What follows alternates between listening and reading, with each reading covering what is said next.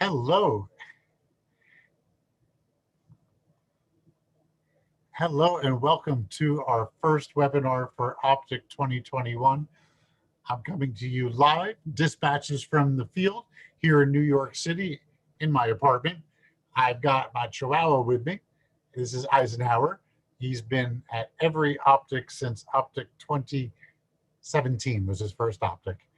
And this is pretty cool. What we've got going on is a series of critiques this week. This is today's first critique. It is conducted by two of the NPAN National Parks at Night's photographers, and it is being moderated by B&H's own and National Parks at Night's founding member, Gabriel Biederman. I brought with a couple hats today, David. Did you? I'll switch them out, but no, it's wonderful to be here. This is the kickoff to OPTIC 2021. You know, it's amazing, Gabe. I've been reviewing a lot of videos and working on the background stuff, and it's very exciting. George Tice, the interview we did in the Atlantic Highlands, he did his dispatch from the field, from his archive, from his dark room. It was amazing. And, you know, our other keynote speaker, Tweeda Roy from the Galapagos, which you and I, of course, famously met in, I think, 2016 on a Lindblad Expedition Galapagos cruise. Twee's work is phenomenal. I mean, it is really amazing. And it's edited very heavily, and there's beautiful BTS footage, and it's really exciting. And, you know, the excitement continues. Even today, when we get done with this webinar, we're heading off to Coney Island to scout for our first in-person events at B&H Photo in a year and a half. Yeah, right. So I know, you know, there's some benefits to doing things virtually, but I know so many of our attendees are, you know, really eager to do some live events with us. So this is our first, it's a little bit of a hybrid, right? It's our first hybrid, you know, step into the OPTIC field, where we'll be doing the online events where you can see everyone from their dispatches, but you can also join us for several photo walks coming up. Socially distanced, safe. Yep. A lot of vaccinations going on. New York City's really opening up. You know, we were really trying to do OPTIC live and in person fully the way we used to. And just, you know, within the pursuit of safety, it's just better to do it this way. We've got great presentations, you know. And if we did it live and in person, how would we have Tweeda Roy from the Galapagos? Right. I mean, I think moving forward, we'll always have some sort of hybrid element, but hopefully it's more in person, but still all the people from around the world can join us. And it's fine. I know, you know, and National Parks at Night is here to do this first event, the image critique. And they're going to be on the main stage, all five of the guys that make up National Parks at Night. And they did an amazing dispatch. I know we're working on putting the final touches of editing it, but they did it from Joshua Tree National Park at night. So it was really fun. We had back-to-back workshops, our first in-person, or some of our first in-person events of this year. And we got together for a couple nights and recorded and did a really amazing how we got the shot, sort of exploration on 5 different types of night photography. So that, stay tuned and watch out for that on the main stage as well. I can't wait to see that. I saw some BTS you were sharing on your socials, and it was funny because there was this pan, and here was all the NPAN guys, and each one was engrossed in the piece of equipment that they were working with to get that shot. You know, everything was just, it was a cool little, there was no fooling around. It was like straight in there. So it's going to be exciting. Right on. And Eunice is here. Hello to Eunice. She was there at the Joshua Tree workshop. And so let's introduce the two members. We have Tim Cooper and Chris Nicholson, two of the founding members and instructors at National Parks at Night. They're going to be doing kind of what we do best, and that is image reviews. That's a core part of the workshops that we do. Yes, getting in the field and doing hands-on, and we do lecture time and everything like that. But the feedback we've gotten for many, many years is that people all learn so much about image reviews, not just the person being reviewed, but everyone. And we're glad to see so many people here sitting in on this today, because we all learn from each other, you know, and a lot of us make the same mistakes or have the same issues, or maybe you don't know you have that issue, but it's like, oh, okay, now I know how to do that. So we're really excited to have two of the best image reviewers on the team. I know when I do image reviews, it's usually 10 minutes per. So they said, Gabe, you're just hosting and kind of keep that short. But Tim, Chris, welcome. Thank you. Thank you. Thank you, Gabe. Thanks, David. Awesome to be here, as always. Thank you, David. Oh, pleasure. You guys are amazing. Just to throw out a little footnote, when I ran the event space in the store, Tim, you gave the best presentations. You brought the zone system to the event space. You brought the zone system digital photography, and it was such an amazing and enriching class. And of course, Chris, from tennis to national parks, you always rocked it. But Chris, you were at the first. You were presenting in 2015. We were just reminiscing about that. And so I want to also address, Gabe, hybrid. OPTIC has always recorded and live streamed the main stage long before pandemic. Before hybrid was a thing. Yeah, exactly. So I stand corrected. Yes, we were always live streaming and getting it out there. We'd have 1,000 people in New York, but we'd have thousands of people joining us but all over. But it sort of adjusted a little bit, and I look forward to seeing that new transition of that. We all have something to learn, and I think any in-person event, if they don't incorporate a little bit of virtual and streaming it out to their people, then they're missing out a little. I think in terms of hybrid, we've been streaming it out, but I think for the first time we're going to stream it in and then put it out. Yeah. So in other words, that's cool. Share a pre-recorded video or bring someone in on a Skype and project them on the big screens in person and also out there to the whole world. So it's exciting, but what's really exciting is this critique, because night photography is hard to do. and you guys are really good at it. So this gives an opportunity for people to submit some photos. And so I'm going to let you guys take it away with the critique and right on. Thank you very much. All right. Thanks, David. Appreciate it. Thank you all for attending. And thank you, folks, for the people that did send your images in to have reviewed. We've got them. Tim and Chris have their Lightroom folders synced and they are ready to take it away. So I'll let you guys kickstart it, and I will be here in the background to assist with any questions that come up. Excellent, Gabe. Thanks. And let's just say, folks, if you do have any questions in the chat, and this is for the YouTube audience as well as those in Zoom, please drop them in. If you have a question about that image, we can address it and bring it in, and I'll be popping in and out to address those questions and have you guys, well, I'll be introing those questions for you guys to address. Sounds good. Thank you. Sounds good. Yeah. Thank you, Gabe. Thanks.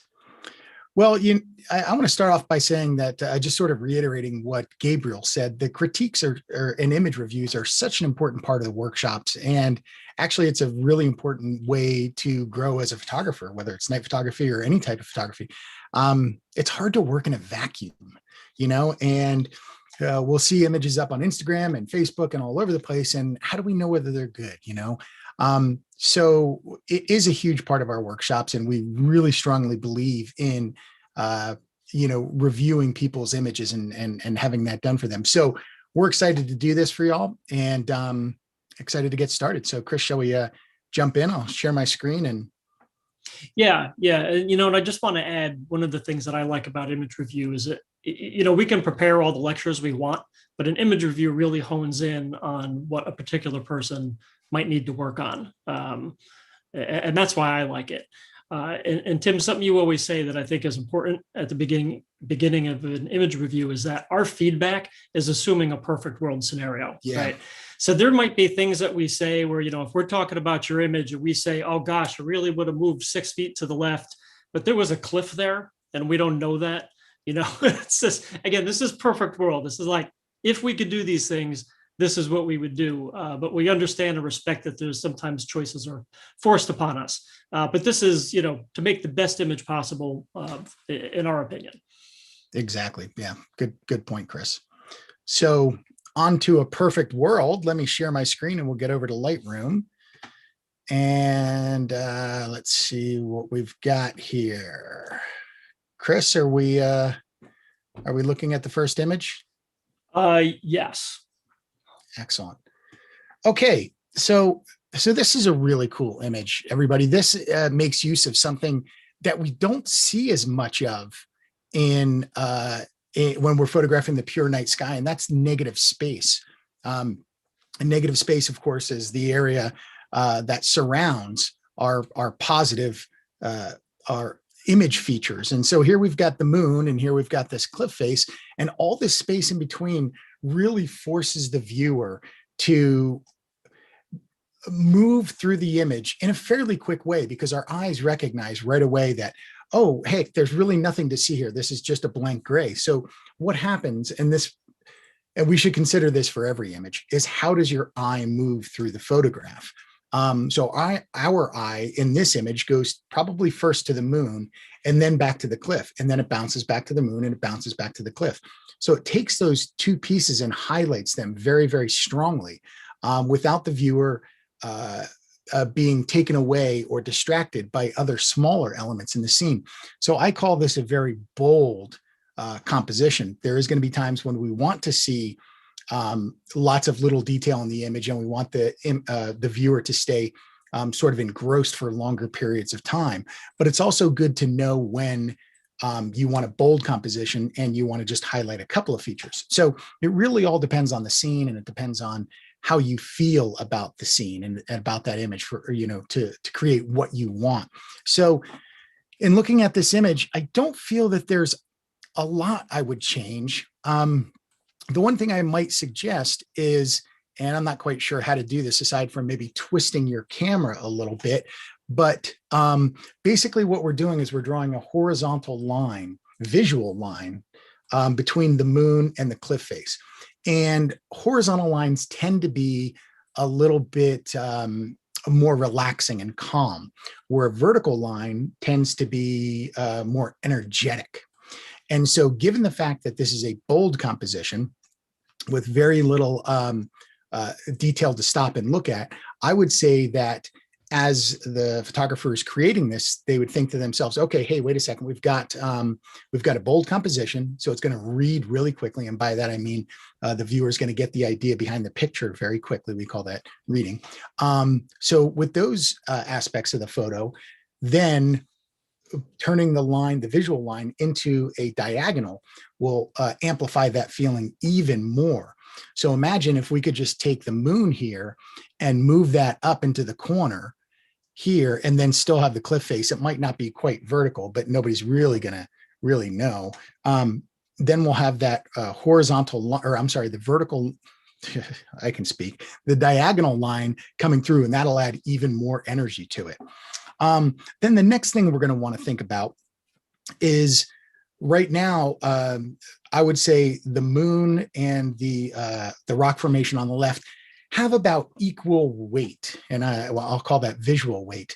And the reason is because the moon is very small, but it's surrounded by a ton of darkness, which makes it really stand out.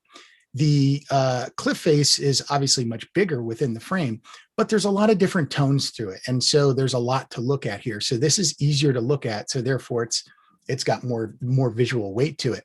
I would say what I would like to do is either brighten up the moon or darken down the cliff face a little bit, to say, this is really truly the hero of the image. Yes, I want you looking here, but this is the main part. And I would go ahead and say that would be the moon. And so what I might be tempted to do is, in addition to moving the moon up into this corner, I might be interested in lowering the contrast just a little bit over here and darkening down these, well, maybe not lower the contrast, but at least darken down these brighter values. So what I'm going to do is I'm just going to grab a brush here, a local adjustment brush, and I'm going to lower the highlights. First, I'm going to double click on effect, make sure that everything else is zeroed out. I'm going to lower my highlights and then just begin painting this area in. And because we don't have a ton of time, I'm not going to spend a lot of time doing a great paint job, but I'm just going to paint those down a little bit. Now I want you to look at the before and after already, how our eye is moving away from this. So we'll take this little button down here and turn it off and turn it back on again. And you can see how the moon brightens up a little bit. Now let's go up and click on new, and we will create another area to brighten this mask. And this time I'm going to brighten up my whites.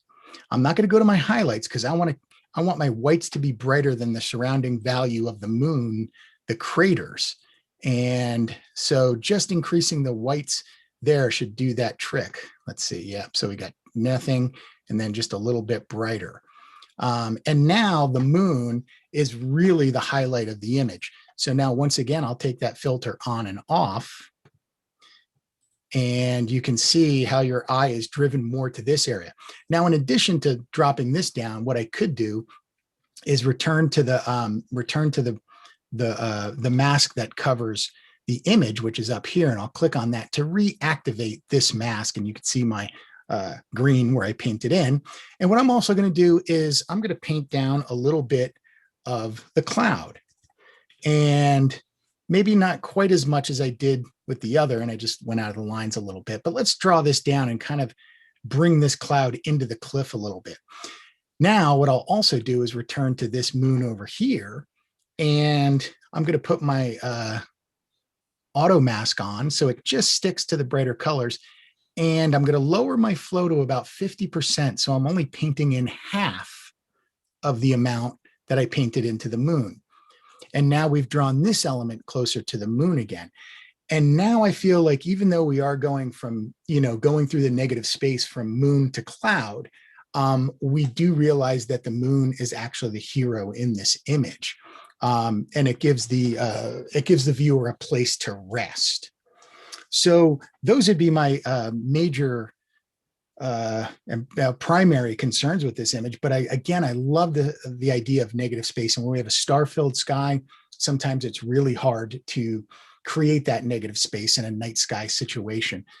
You can do it with pure blackness when you're light painting, but then people tend to fall into that hole a little bit, and it's kind of hard to get out. So I think this is a really nice job. And then the last thing we'll do, just for fun, just to see if we can do this, is let's see if we can't just put that moon up in the upper corner there. And I know, Chris, you're probably laughing at me, and it doesn't come out bright. So I'm gonna forget that idea. Your opacity's down. Yeah. Okay. That was it. That was it. So at any rate, let's reset that. So great job on that image. And Chris, do you have anything you would like to add? No, I think you did a really great breakdown on this. The negative space is great, and it's creating a lot of tension in the image. But at the same time, it's a peaceful scene, and I like that dynamic. Yeah. Cool. Yeah. All right. I will stop sharing. Okay. I will start sharing. All right. So I recognize this. This is the biggest scorpion and the biggest grasshopper in the world. This is in Borrego Springs, California. We've run a few workshops here on our own and with Atlas Obscura. So this is a spot we know pretty well. These particular two sculptures out in the desert are two of the more famous ones among photographers, night photographers in particular, because there's a lot you can do. It's an interesting scene, this battle between these giant insects, and because there's two sculptures here, you can juxtapose them in different ways and work your way around the scene, and you can do some cool light painting as we see here. So it's a great spot to work, and I'm happy to see it. In terms of the image itself, the first thing that I'm looking at is that it looks a little bit dark to me. Now it is a night photo, so of course it's going to be dark. We can see up here in the histogram, it's very weighted to the left. Now that's not uncommon with a night photo, because the left of the histogram is showing shadows and darkness, and that's what we get a lot at night, right? But we also need to be able to see what's going on in the photo, and we can see there's nothing on the right side of the histogram here, and there's light painting, right? There's light painting in this image, so we should be seeing something on the right side of the histogram. In fact, sometimes I like to think of light painting as a way to fill in the right side of the histogram in a night photo. So ideally, let's add some more light painting when we're actually shooting. But it happens to all of us, right? We get back to the computer and we see that the way that we tried to execute the photo in the field maybe didn't work out how we thought. This is definitely really close. It's close enough so that we can we can add some punch here using Lightroom. So the first thing I'm going to do is I just want to bring up the exposure just a little bit. I don't want to go overkill on this because I do want the sky to stay dark. If we come way up, now we're starting to lose that night sky feel. But I'm just going to add a little bit on exposure. And then I'm going to boost the brightness a little bit more, as well as the contrast, by adding some whites. So you can see as I add the whites, this is making the photo just a little bit brighter, but because it's just increasing the whites, the blacks are staying the same, so it's increasing contrast too. And that added a little bit of punch into the foreground here. I want to add, a lot of times the starry skies, dehaze can add a nice touch, and that's also increasing the local contrast in the foreground. So that dehaze slider, maybe back that off just a little bit, is serving two purposes. It's giving us a little more punch in the stars and giving us a little more punch in the foreground. Now, one of the things I'm looking at down in here is that there's a lot of things in here. There's a lot of texture, right? So there's texture in the sand, there's texture in the sculpture itself. And whenever I see texture, I want to play with the texture slider a little bit to see if I can draw some of that out. But before I do that, I'm going to come to the graduated filter because I don't want to apply this to the whole photo. I would probably do a little bit more of a finer selection if I was working on my own image. But here, just to do things quickly, it'd be a nice dirty selection here. You see, I could say I always have this set to exposure at -4 because this black area is showing me where the effect is going to happen. Now that I have my filter set, I double click on effect to zero out everything. Like I said, I just want to boost the texture just a little bit. And look at that. Look at how nicely the sand is popping now. And that's all from mid-tone contrast. That's what the texture slider is doing, is it's boosting our contrast just in the narrow mid-tones. And now the sand is popping a little bit more and the grasshopper is popping a little bit more. And let me even add, just to make the foreground a little bit brighter still, is a little bit of whites. There we go. So I think the foreground's looking pretty good. If I turn off the graduated filter so you can see, let's look at the before and after. This is where we started, and this is where we are now. One more thing I want to take a look at is the sky. And again, I'm going to use a graduated filter. And this time, actually, let me bring this down a little bit. I want to use a range mask, and let's see how much of the sky we can grab using a range mask. So I turned it on to color. And the reason is because there's all this blue in the sky that doesn't appear anywhere else. So I think I could do a pretty good range mask by just selecting the blues. I can select the color range selector. It's a targeted adjustment tool. And I'm going to draw a box that captures all the different blue tones in that sky. And let me turn on the mask, and you can see this is what it grabbed. So it did get all the sky, but it also grabbed this stuff too, which I don't want. So I'm going to come to the amount slider and drag that down. Okay, that's a little bit better. It's still not great. So let me grab the brush, and I'm going to hold down the Alt key on the PC, which I believe is Option on the Mac. And now I can brush out the parts that I don't want. Again, we're on limited time, so I'm just going to do kind of a dirty job of it here. But you get the point where I'm just very quickly fixing the mask. So it's particularly dirty here, but if you have more time, you can get in there and really fine tune that mask. I'm going to tap the O key to turn off the mask again. And what I want to do, I mentioned this before, the texture and the dehaze sliders can work magic on a sky. Now the sky looks pretty good as it is, but let's see, let's boost this up a little bit. That's too much. Dehaze and a little bit of texture just to create some more pop in that sky. All right, let's take a look at the before and after now. So you can see how far we've come. I might do a little bit more touch up on this. Maybe I would use a brush to darken the light painting over here. But other than that, I think this is looking pretty good.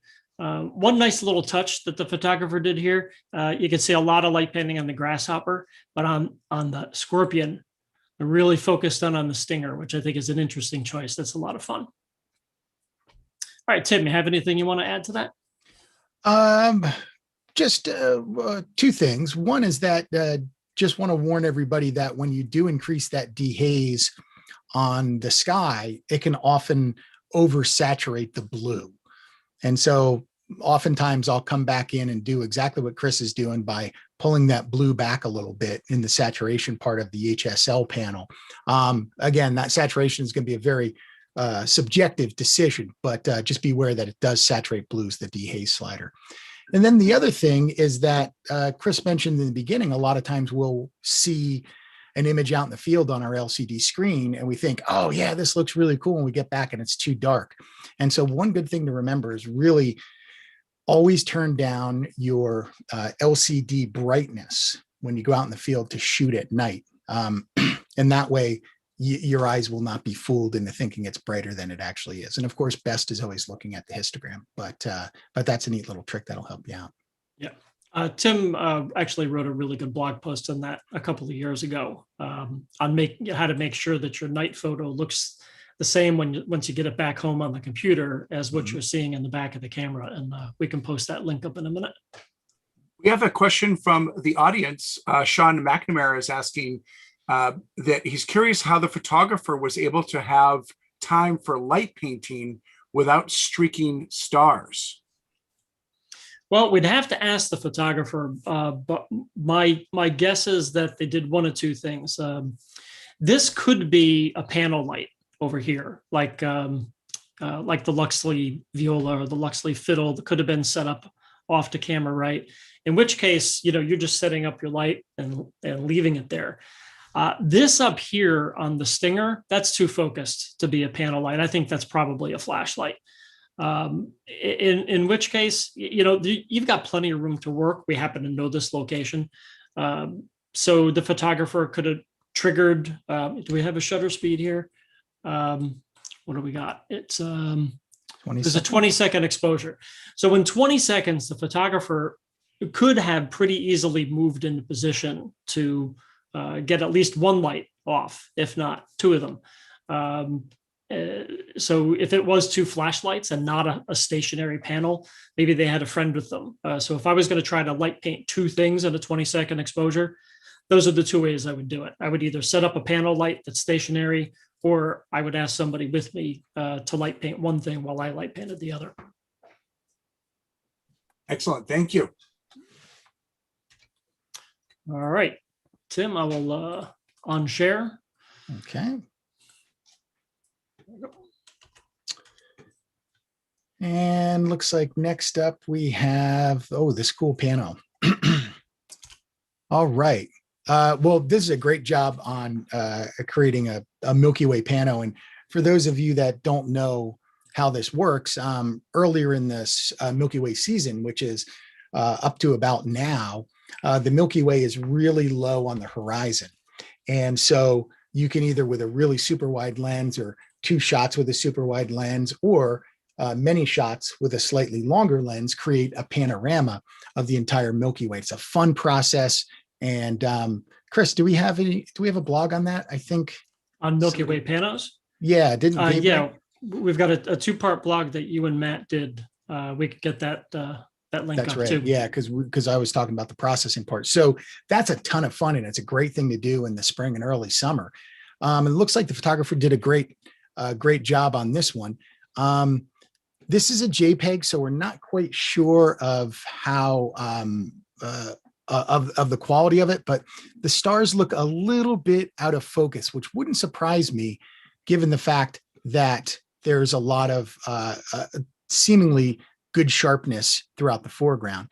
And when we're trying to get the sky sharp and the stars sharp, we need to be really well focused on the stars themselves, or we have to create a hyperfocal distance setting on our camera, or rather we have to focus our camera at the hyperfocal setting to achieve sharpness throughout. Now, once we do that in a situation where we have a foreground that's really close to us, like the fence here, and the stars all the way in the distance, we may have to stop down to, like, say, f4 or maybe even 5.6. And by doing that, we lose a lot of the Milky Way. The dimmer stars just don't come out. So one of the tricks to shooting a Milky Way pano is to choose subjects that are at a distance from us to include with the sky. When you try to include something very close, again, you're going to have to stop down on your aperture, which means less stars to get everything sharp. All right. But aside from that, it's a difficult thing to get the stars in foreground all sharp. It's something we all need to practice and work on. And this is just a touch soft. So something for the photographer to think about. The other thing is, it looks like it was set at ISO 8000. So, which is pretty common when you're trying to shoot, again, stars in Milky Way. The higher the ISO is set, the more stars we'll get, the more of the dimmer stars we'll get. But that also, it increases the noise in the image. And so it looks to me that the photographer has gone in here and really taken a lot of the, has really denoised this image. And of course, we're not being able to see that because it's a JPEG. But under the noise reduction panel, increasing the luminance is going to smooth out what noise is in here. And I would say to the photographer that took this image, back that off a little bit. That's, in my opinion, it's better to have a little bit of noise, but have a true sharp image, rather than getting this sort of kind of plasticky look, which is what happens when, almost looks like melted plastic, when we reduce the noise too much. Another thing we can do is, if you're just worried about the noise in the foreground or just worried about the noise in the sky, is to use a graduated filter like Chris just showed, and just reduce the noise in one area or the other. But overall, I would start with the noise reduction and just be a little bit less aggressive with that noise reduction when you're working with your higher ISO images. Again, it's something we all accept, that there's going to be noise at those higher ISOs. And so I wouldn't so aggressively remove it. Other than that, looks like this is at Bryce. I think I know exactly where this is, one of those cool viewpoints. So great time of year. It looks like the photographer may have blended in a foreground image. I'm not quite sure, but either that or there's a little bit of moonlight, because the foreground is a little illuminated. But I think the photographer did a good job of brightening up the foreground so it doesn't look unrealistic. A lot of times you'll see these shots of the Milky Way in the foreground will be really super bright, and it just kind of looks false, and again, that's a very subjective decision, the level of brightness to bring up the foreground. But in my opinion, I think this is pretty good, maybe just a hair darker, but it's really, I think, pretty close to where I would put it to enhance the Milky Way and yet show where it is. Because of course, if we just shoot a Milky Way without any foreground at all, then it becomes a little bit boring. So it's always nice to add some foreground element, some indication of where you might be while you're shooting this Milky Way. So Chris, do you have anything you would like to add on that?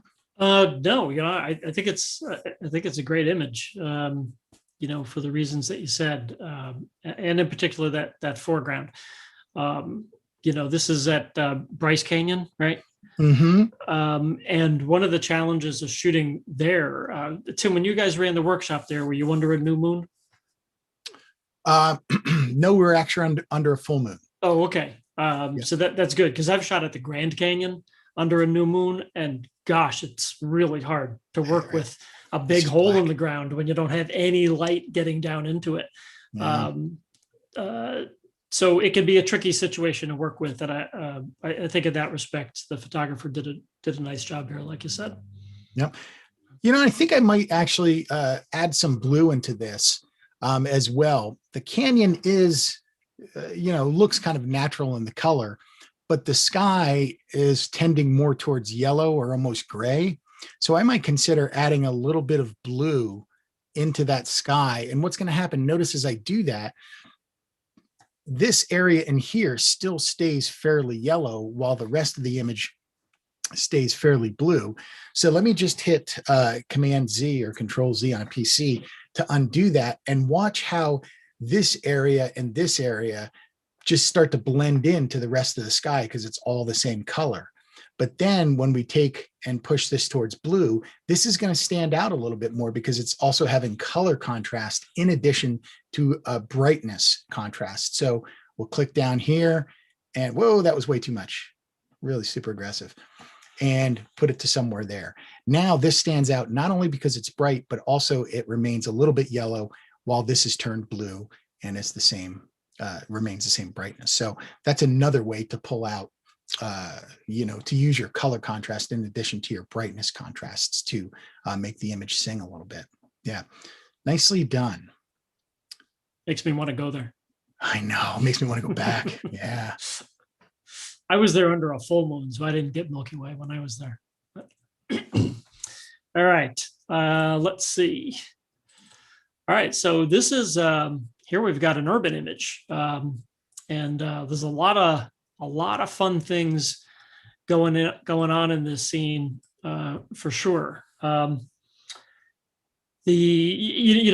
all the neon lights. So this is very much about the activity, the dynamics of a night scene. There's just a ton here. There's the writing and the lights and whatever's going on behind this, or the shops or whatever. We got people over here on the bridge, and then it's all reflected. I love reflections. I love working with reflections at night. It's one of those things that a lot of people don't think to do at night, right? We've kind of been well trained to look for reflections during daylight. I mean, I know photographers who will, it rains and they're just outside. They're outside as soon as the rain stops because they're looking for something to shoot with a reflection. But we don't always think about it at night. So good job seeing this image. One thing I would recommend doing, well, here, let's take a look at a couple of things that could be improved. There is some light added, right? So we can see over here to the left, there's some light. The grass on the ground is lit, right along here at the edge of the bridge. So I think it was a good choice to add some light and draw out some detail in the shadow. But the negative side of that is that it was front light. So I don't know if this is from an on-camera flash or from standing behind the camera with a flashlight and waving it around. But the light is very direct, so it's flat. It's kind of like shooting with the sun to your back, and everything in front of you just ends up being devoid of any shadow or texture. And so that's what we're seeing here, right? So all this is flat, and you see there's no shadow in here except for this little bit at the bottom. If you could have found a way to get side light, which would have been hard with this water, or maybe to get in here on the bridge with a flashlight so you could get a little bit of angle light coming this way, then there could have been more texture, and that could have been a little more dynamic. And honestly, I wouldn't have even worried about lighting the foreground here, because I don't find that anything about this grass is adding to the composition. So at this point, I would even consider just cropping it out, because it didn't add anything. So here we're really now honing in on what the visual interest was to begin with, right? That said, you probably didn't need to light paint at all if you had taken a different approach to the image. And what I'm about to say is something that not everybody's comfortable doing. And if you have an ethical problem with it, it's fine. But HDR would have really made this image sing. You can do HDR at night. Tim has written a couple of blog posts about it. And Matt just wrote a blog post a couple months ago that really honed in on exactly what you could have done with this image, and that's controlling highlights in an urban night scene. We can post that link up. And it's really just a matter of, the same thing of doing an HDR photo in the day, of just taking 2 or 3 different exposures to make sure that you've got your highlights captured, but that also you're revealing some kind of detail in the shadows. So if we come and take a look, like if I were to just, let's just boost the shadows. This is not going to do what I'm talking about. But you can see if I boost the shadows that there's more in here, right? There's more going on. There's all these trees, there's the grass back here. And I wouldn't have wanted this much detail, but having just a little bit would have drawn, it just would have provided more context to the scene.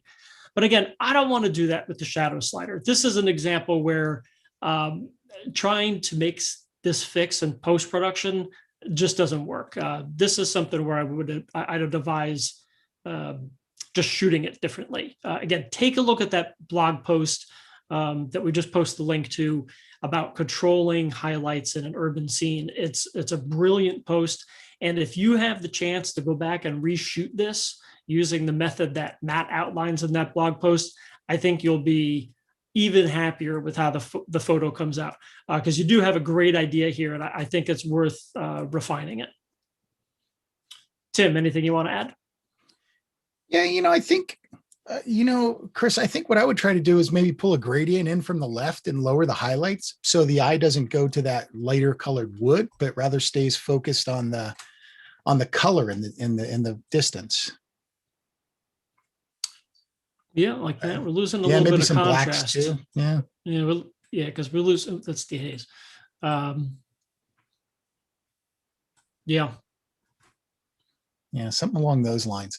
Just to, we just want to, again, draw the viewer to the areas, the parts of the image we want them to really look at.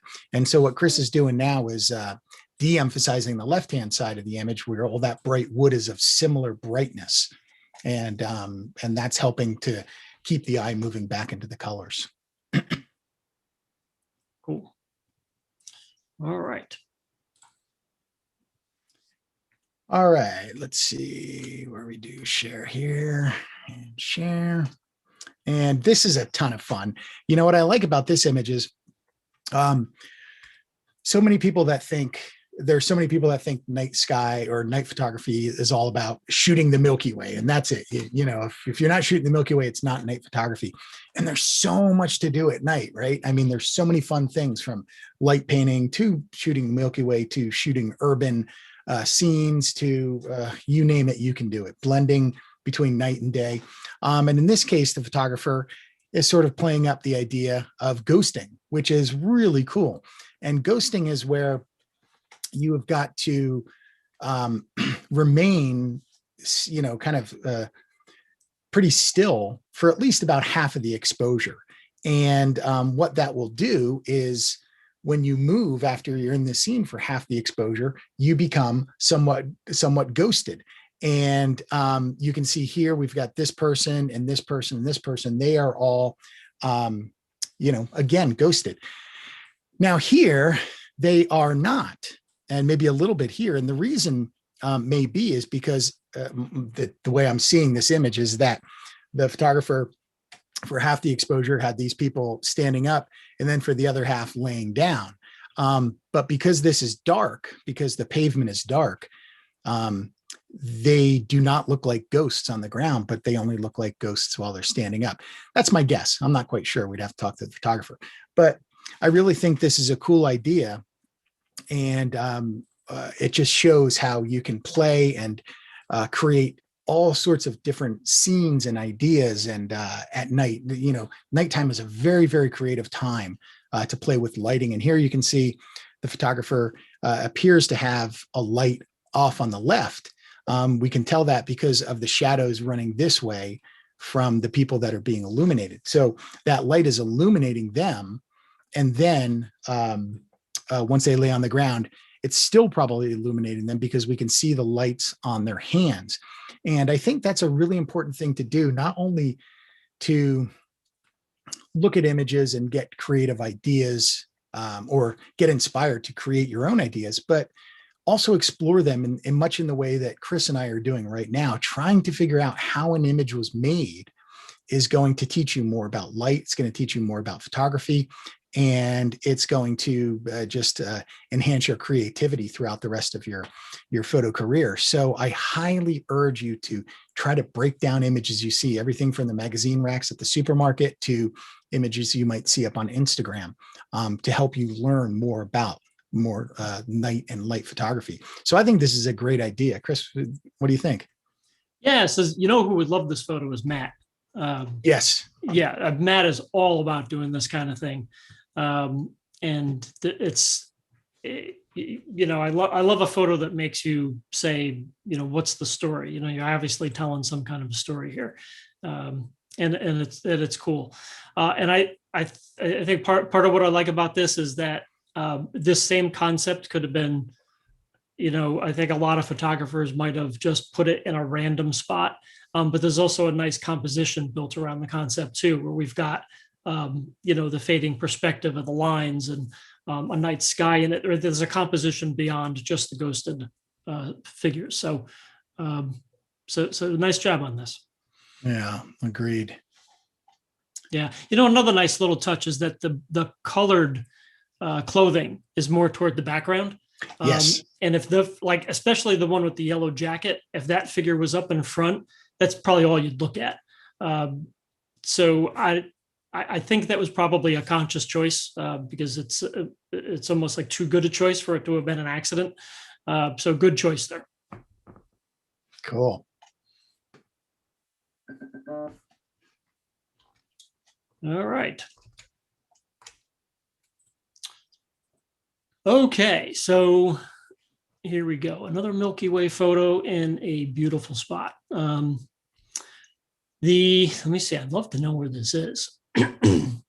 Okay, so first thing, the light painting. I think you made a good choice by light painting the foreground, and you did a good job of getting off to the side to do so, as opposed to light painting from behind the camera, which again is something we're constantly saying: do not light paint from behind the camera.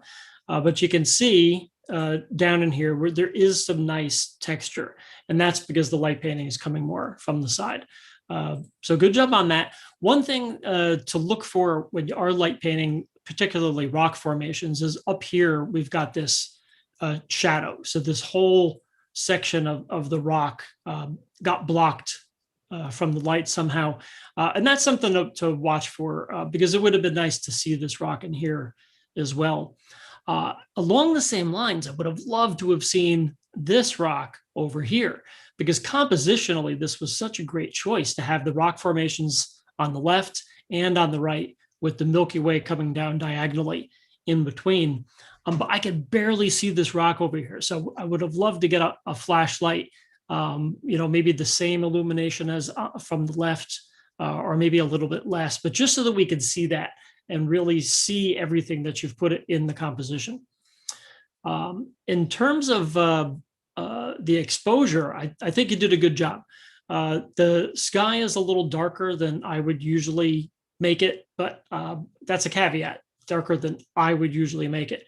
I've seen kind of these darker skies too, and I think it could be a very dynamic look, especially when the Milky Way is in it.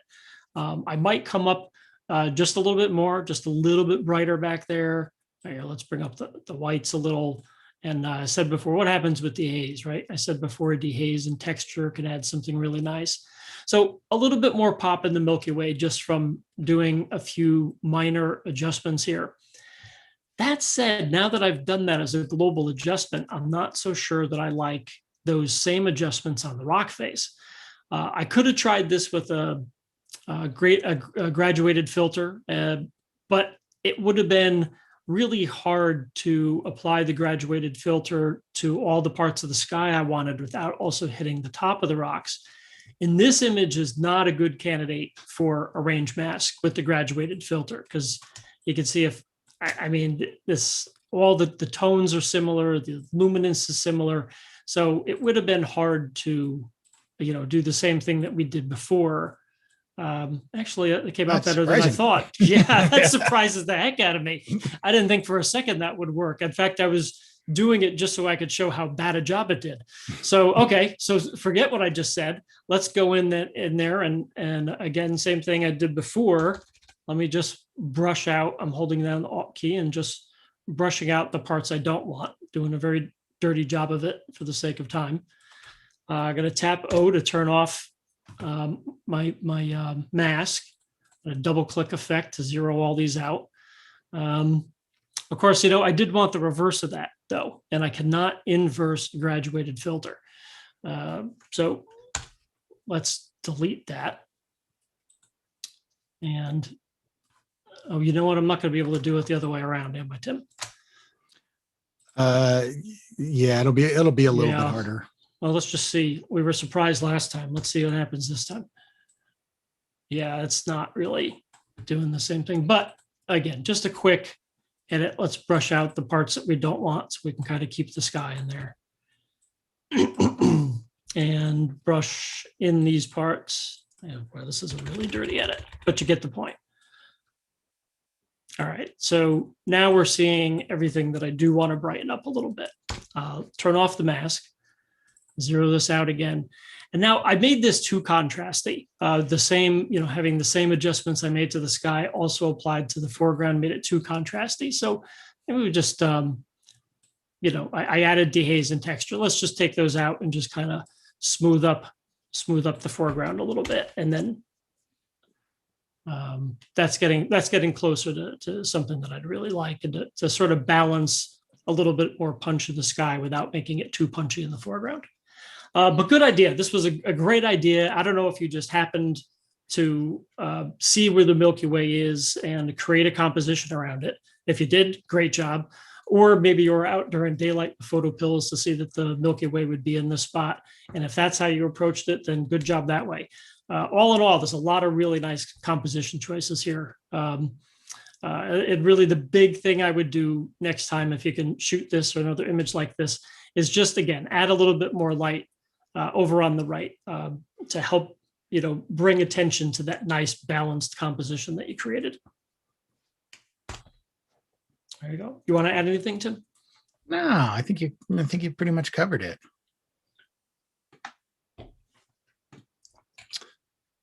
Okay, let's see what we have here in this image. Looks like somewhere out in the plains, a nice starry night. So the first thing I want to look at is, again, to see if the stars are sharp. And they're not quite. You can see they almost look like a little circle with a dot in them. And that's telling us that our stars are fairly out of focus.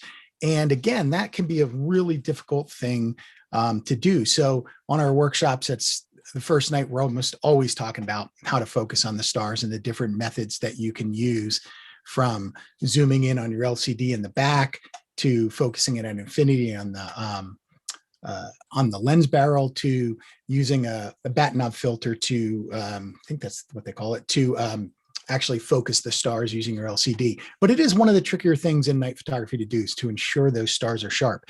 This is a situation where everything, we're using a 24 millimeter lens here, so everything is a good distance away from the camera itself, meaning that we can get that tree and that barn or whatever this structure is down here. We should be able to get that all sharp. So that's going to be the first thing we no pun intended, focus on when we're out doing night photography, is getting those stars sharp. The photographer's using 2.8. So there should be a fair amount of stars in here. And it looks like it's shot fairly close to either sunrise or sunset, or it's near a city where we're getting some light pollution in the bottom.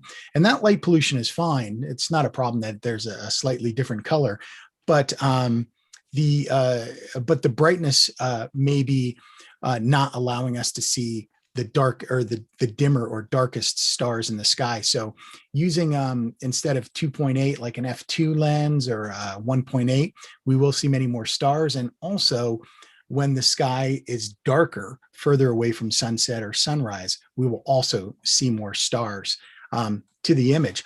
Other than that, I think it's a great idea, and I would encourage the photographer to head back out there again, because it looks like it could be a really cool scene, and wait until it's really nice and dark. Again, get that at 2.8 like you had it, use your 24 millimeter lens, and then up your time and maybe up your ISO a little bit. So here we're shooting at 1600 at 4 seconds. And with a 24 millimeter lens, you should be able to get that to about 8 seconds. So you could probably go about twice as long, and you can check out Photo Pills the application photo pills to determine the exact length of time you should shoot so that your stars don't trail, but they remain star points. But crank that 1600 up to 32 and then maybe 64, and then add in another stop of exposure up to about 8 seconds, and you're going to get a lot more dim stars, and then focus on getting those sharp and you'll be set. All right, Chris. All right. So we've got one more photo to do, and it's another Milky Way pano, and it's another nicely done Milky Way pano. This is another spot I'd love to know where you shot this. This is cool. I love the compositional choice of having the Milky Way arc over those mountains in the background. It's really subtle, but it kind of makes this shot. It's so much more interesting than if that was just a flat horizon back there. So good job on that. And also where you're standing at the edge of this cliff, the pano effect is creating this, the dip in the landscape in the foreground, but that's mirrored very nicely by the arc of the Milky Way above it. So compositionally, I think there's a lot of nice things going on here. I do think that the photo is kind of dark. So let's, maybe I was going to bring up the exposure, but I think what's going to happen is it's going to blow out the core of the Milky Way a little bit. Yeah, see, we're blowing out really quickly there. So maybe just bring it up a tad, maybe bring up the whites a tad. I'm only looking at the sky right now. And again, adding just a little bit of dehaze and a little bit of texture. I do think that this is blowing out a little bit. I hate to bring down the highlights at a Milky Way shot. But I don't want that to blow out. It's starting to look a little over-processed like so many of the photos on Instagram that we see. So I'd be really careful about doing too much and having this look fake. That's a lot of the photos we see on Instagram. They might look cool Milky Way shot, but it's not what the Milky Way looks like in person. So I'm going to stop right there and not do anything more to the sky. The only other thing I do, and we've talked about this already before, is just, I would bring up this foreground a little bit. The foreground is completely different color than the sky. So I think I could probably get a good selection. Again, by just doing a range mask. You can see I can knock out the sky. And then again, I can come in with the brush and just add where I need it. And by holding down the Alt Option key, I can take away where I don't need it. So that's a decent mask. I could do a better job, but let's just see. Zero these out and, maybe bring up the exposure of the shadows just a little bit. I don't like to play with the shadows too much in a night photo because boosting those shadows is just going to introduce a lot of noise as well. But this is a little better balanced. One thing that I'm not crazy about now that I see more detail in the foreground is that the color of the foreground and the sky look very different to me. Now I am red-green colorblind. So Tim, give me your opinion. Do you agree on that? Yes, it does. It appears that the foreground is almost at a daylight setting. I mean, I know that's probably not the case, but to a short answer to your question is the ground looks a little yellow. I would add in some blue to help marry it to the blue in the sky and make it feel more like night in that mask you had created. Okay. And you could do that right in the hue. Is that where you would do it? I would do it with the temperature slider myself. With the temperature slider. So just add a little bit of blue in there, and that's going to give it more of that nighttime feel.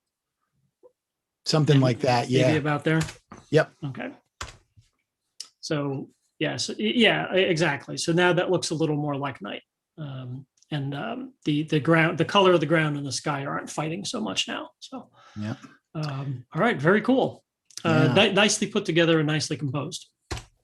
We do have an answer from Vince, Chris. This was taken in the water pocket fold, which is nice. That usually is mainly consisting of Capitol Reef is a big part of that water pocket fold. Yeah. And Vince also agrees with the foreground. He has several versions. It's a composite of 36 images. Wow. Yeah. Wow. Multi-row. That's awesome. Yeah. Well done. Well done, Vince. Very cool. All right. Well, that's all the photos. That's it. All right. That's it. Okay. It was an hour's worth. Yeah, that was great, guys. Thanks for taking your time and really giving us a really thorough look at those images. Let me just also say that for those of you who are watching, we do have another image review this week with David Brommer and Brent Eisler on Thursday, and there's still submissions for that. So if you want to submit images for that, please, we could, I think, drop the links in there to submit. It's on the OPTIC homepage, but I think they're taking submissions till 9 a.m. that Thursday. So yeah, this is a great session. Always get feedback. And David's ready. Bring it. Let's say, Yeah. bring it. Well, this is an important critique because this one is centering on the OPTIC challenge. And Gabe, you've been a judge of the OPTIC challenge. You know that when you're looking through 2,000 photos, Yep. and what does it take to make it that one that just keeps going through the process and ends up being a winner?